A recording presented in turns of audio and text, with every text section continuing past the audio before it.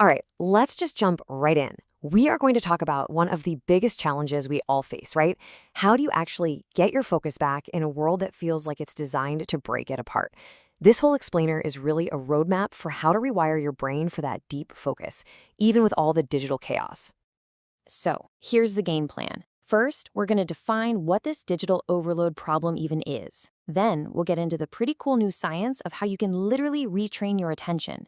After that, we'll go through 4 solid, concrete steps you can take to build deep focus. And we'll wrap it all up by looking at what all of this means for the future of learning.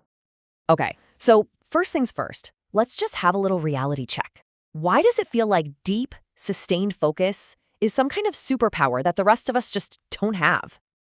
I mean, this quote just says it all, doesn't it? It really gets to the core of it.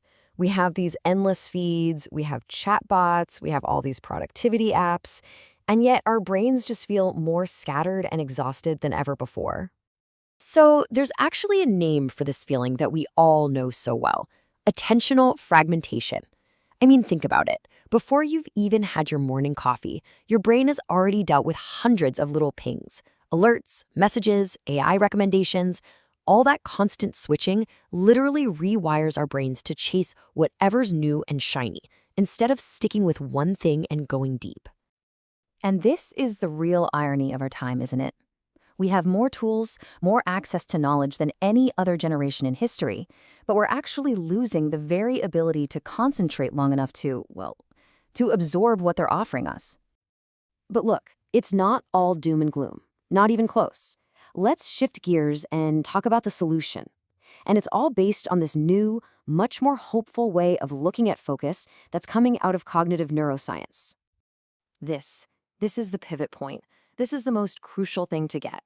The distracted state we're all in, it's not permanent. Your brain is incredibly plastic. It can be changed. It is trainable. You know, for the longest time, we kind of thought focus was just a thing you either had or you didn't. You were either a focused person or you weren't. But the new science is crystal clear. That's wrong.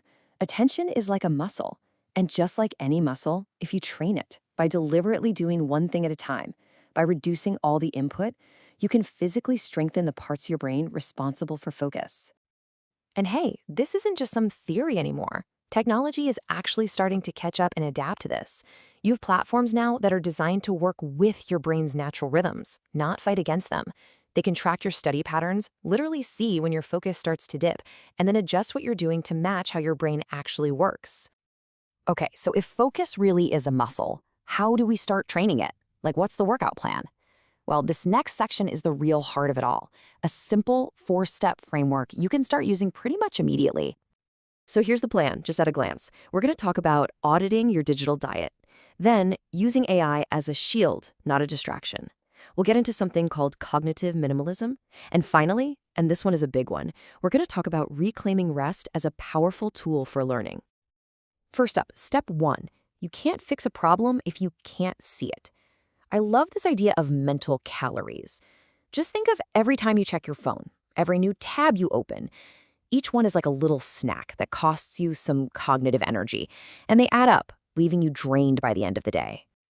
And funnily enough, AI can actually help you with this. There are tools out there that can create these focus reports for you, showing you exactly where all your attention is going. Once you see the patterns, you can do something about it. And here's a great pro tip. Just start by scheduling 90-minute blocks of time where you are completely unplugged. No AI, no alerts, just you and the work. So this brings us to step 2, which is all about flipping the script. See, AI isn't the villain here. It's how we're using it that's the problem.